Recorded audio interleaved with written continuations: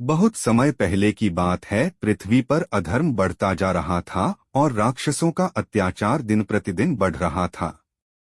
तब देवताओं ने भगवान शिव से प्रार्थना की कि वे इस संकट को दूर करने के लिए कोई उपाय करें। उसी समय एक अप्सरा थीं, अंजना।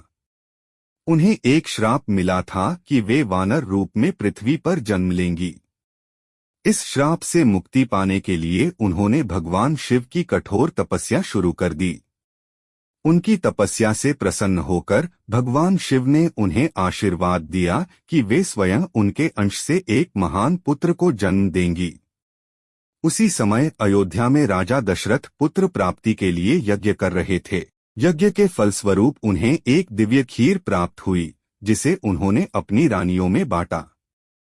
कथा के अनुसार उस खीर का एक अंश पक्षी द्वारा उड़ाकर अंजना के पास पहुंच गया। जैसे ही अंजना ने उसे ग्रहण किया, दिव्य शक्ति उनके गर्भ में प्रवेश कर गई। कुछ समय बाद चैत्र मास की पूर्णिमा के दिन एक तेजस्वी बालक का जन्म हुआ। वही बालक आगे चलकर हनुमान कहलाए। हनुमान जी के पिता थे केसरी और उन्हें पवन देव का भी आशीर्वाद प्राप्त था, इसलिए उन्हें पवन पुत्र भी कहा जाता है। बाल्यकाल की अद्भुत घटना। एक दिन बाल हनुमान को बहुत तेज भूख लगी। उन्होंने आकाश में चमकते हुए सूर्य को देखा और उसे फल समझकर निगलने के लिए आकाश में उड़ गए। जैसे ही वे सूर्य के पास पहुंचे, पूरी सृष्टि में अंधकार छा गया। तब देवताओं में हड़कंप मच गया। तब इंद्रदेव ने अपने वज्र से हनुमान जी पर प्रहार किया, जिससे वे नीचे गिर पड़े और उनकी ठोड़ी हनु में चोट लग गई। इसी कारण उनका नाम पड़ा हनुमान। यह देखकर पवन देव बहुत क्रोधित हो गए और उन्होंने पूरी सृष्टि से वायु का प्रवाह रोक दिया। इससे सभी जीव जंतु परेशान हो गए। तब सभी देवताओं ने आकर हनुमान जी को अनेक वरदान दिए, अपार शक्ति, असीम ज्ञान जयता।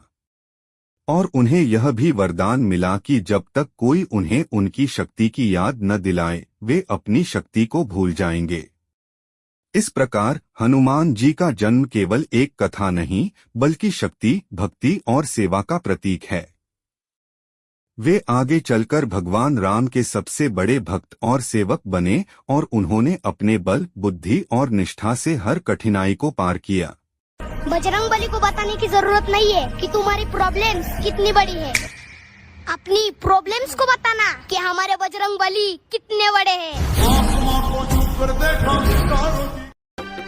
दुनिया चले ना श्री राम के